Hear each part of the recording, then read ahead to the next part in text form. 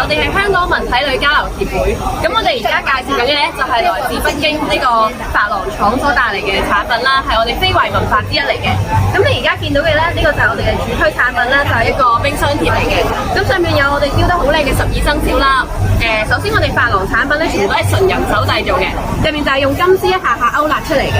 跟住你可以見到佢哋好精緻啦，好得意啦，擺喺屋企咧都好好睇嘅。之後我哋仲有一個呢個福字，呢個福字就唔簡單啦。呢個福字咧係我哋康熙皇帝寫嘅一個福字嚟嘅，就叫做天下第一福。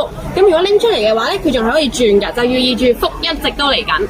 之後仲有呢個好靚嘅壺咧，就係我哋嘅北京嘅中軸線。咁呢個見到好長一條啦，點解咧？因為佢係世界第一啊嘛。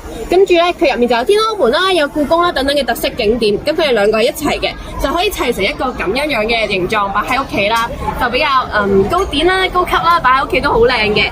之後呢一個咧就係我哋嘅兵馬俑嘅一個小小嘅部件啦，跟住佢個轆咧都應該係可以喐嘅。之後你會見到佢啲馬啦都雕得特別仔細。